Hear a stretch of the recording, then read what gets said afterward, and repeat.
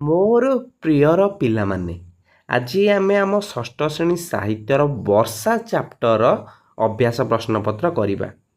ତାହେଲେ 1 ନମ୍ବର ପିଲାମାନେ ଦେଇଛି, କବିତାରେ ମେଘେ ମିଳିଲେ ଶୂନ୍ୟ ପଥେ। କେଉଁ ପଥ ପାଇଁ କୁହାଯାଇଛି? ମେଘମାନେ କେଉଁଠାରେ ମିଳିତ ହୁଅନ୍ତି? ଆକାଶ ପଥରେ। ତାହେଲେ ତାକୁ ଆମେ ଷ୍ଟାର ଚିହ୍ନ ଦେଇଦେବା। ନେକ୍ସଟ 2 ନମ୍ବର, ପୃଥିବୀ ରବି ତେଜଗ୍ରାସେ ତାପିତ ଥିଲା ଅଷ୍ଟମାସେ। ଏଠାରେ ତାପିତ ଅର୍ଥ କ'ଣ? ଗରମ। ତାହେଲେ ଗରମ ସ୍ଥାନରେ ଷ୍ଟାର ଚିହ୍ନ ଦେଇଦେବା। 3 ନମ୍ବର ଆମକୁ ପଚାରିଛି, ତୁମେ ଏହି ଉତ୍ତର ଗୁଡ଼ିକ କାହିଁକି ବାଛିଲ? ତାର କାରଣ ସାଙ୍ଗମାନଙ୍କ ସହ ଆଲୋଚନା କର।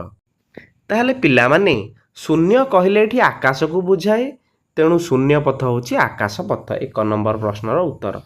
2 ନମ୍ବର କାହିଁକି ବାଛିଲେ? ତାପ କହିଲେ ଉଷ୍ମତା ବା ଗରମକୁ ବୁଝାଏ, ତେଣୁ ତାପିତର ଅର୍ଥ ଗରମ। ନେକ୍ସଟ ଆମେ ଗାରଟାଣି ଯୋଡ଼ିବା।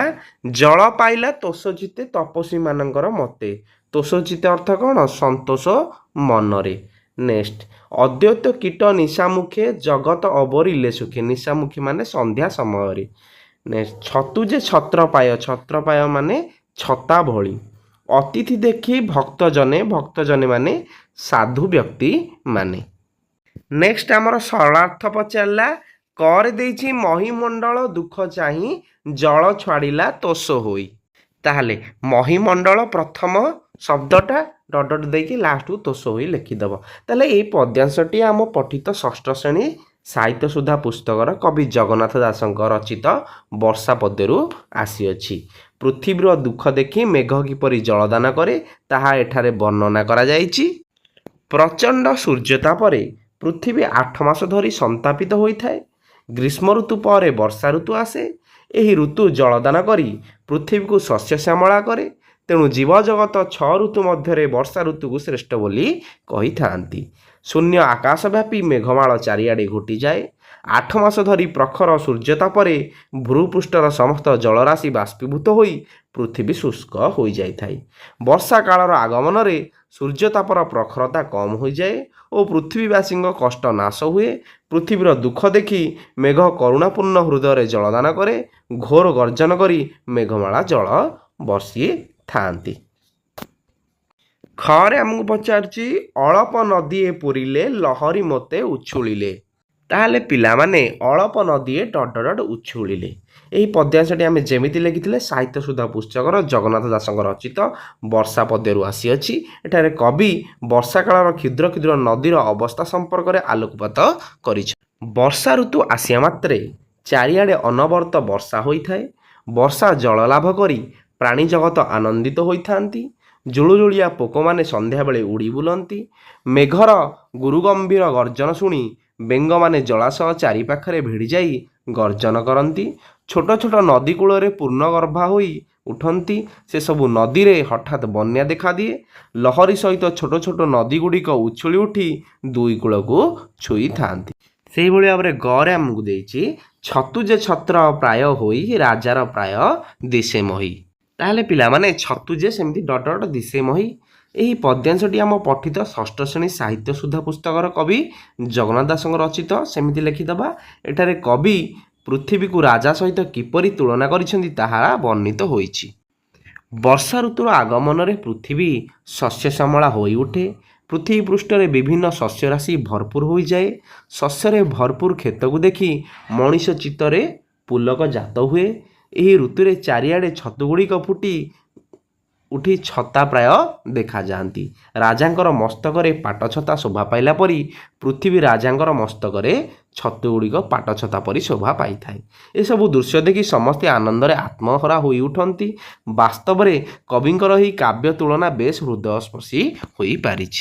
ନେକ୍ସଟ ହେଲା, କରିଦେଇଛି ମେଘମାଳ କିପରି ଭାବରେ ଜଳବର୍ଷା କରେ। ମହାଶୂନ୍ୟରେ ମେଘମାନେ ବିଜୁଳି ଓ ଘଡ଼ଘଡ଼ି ଶବ୍ଦ ସହିତ ମିଳିତ ହେଲେ ପରେ ପରେ ଭୀଷଣ ଶବ୍ଦ କରି ମେଘମାଳ ଜଳ ବର୍ଷା କରେ। ଖରେ ପଚାରିଛି, ବର୍ଷା ଋତୁକୁ ସକଳ ଋତୁଙ୍କର ସାର ବୋଲି କବି କାହିଁକି କହିଛନ୍ତି? କାରଣ ବର୍ଷା ଋତୁରେ ପିଲାମାନେ ଶସ୍ୟ ସମ୍ପଦରେ ଭରପୁର ହୋଇଯାଏ। ବର୍ଷା ଋତୁର ଜଳଦାନ ଫଳରେ ବିଭିନ୍ନ ପ୍ରକାର ଖାଦ୍ୟଶସ୍ୟ ଉତ୍ପନ୍ନ ହୁଏ। ପ୍ରାଣୀ ଓ ଉଦ୍ଭିଦ ଜଗତର ଜଳ କଷ୍ଟ ଖାଦ୍ୟାଭାବ ଦୂର ହୁଏ। ତେଣୁ କବି ବର୍ଷା ଋତୁକୁ ସମସ୍ତ ଋତୁଙ୍କ ମଧ୍ୟରେ ଶ୍ରେଷ୍ଠ ବୋଲି କହିଛନ୍ତି। ଗରେ ଦେଇଛି ଆମକୁ, କବି ପୃଥିବୀକୁ ରାଜା ଭାବେ ବର୍ଣ୍ଣନା କରିବାର କାରଣ କ'ଣ? ପିଲାମାନେ, ବର୍ଷା ଋତୁରେ ପୃଥିବୀ ପୃଷ୍ଠରେ ଛତୁଗୁଡ଼ିକ ଛତା ଭଳି ଦେଖାଯାଆନ୍ତି।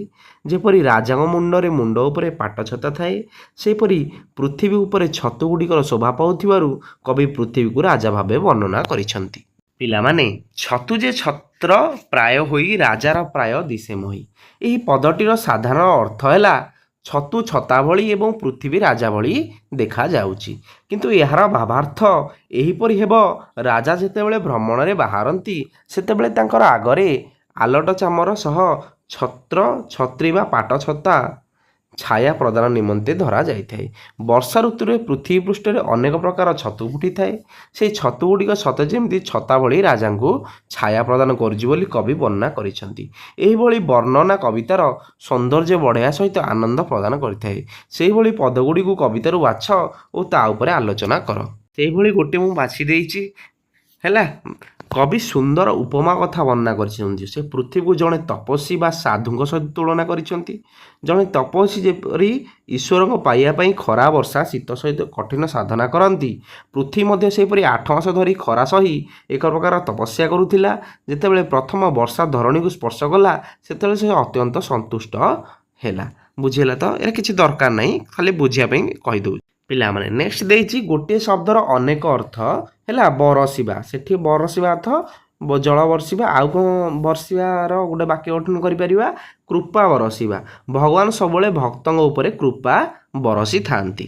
ଏଠାରେ ପିଲାମାନେ ଆମକୁ କର ଶବ୍ଦର ଅର୍ଥ ବୁଝିବାକୁ ବିଭିନ୍ନ ହାତ, ସୂର୍ଯ୍ୟକିରଣ, ଖଜଣା।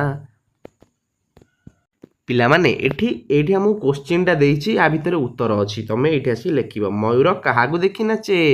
ମୟୂର ମେଘକୁ ଦେଖି ନାଚେ। ଖରେ କବିତାରେ କାହାକୁ ରାଜା ବୋଲି କୁହାଯାଇଛି? କବିତାରେ ମହି ବା ପୃଥିବୀକୁ ରାଜା ବୋଲି କୁହାଯାଇଛି। ଗ ଖଦ୍ୟ ତ କେତେବେଳେ ଉଡ଼ିଗଲେ? ଖଦ୍ୟ ତ ନିଶା ମୁଖେ ଉଡ଼ିଗଲେ। ମେଘମାନେ କେଉଁଠି ମିଳିତ ହୁଅନ୍ତି? ମେଘମାନେ ଶୂନ୍ୟ ପଥେ ମିଳିତ ହୁଅନ୍ତି।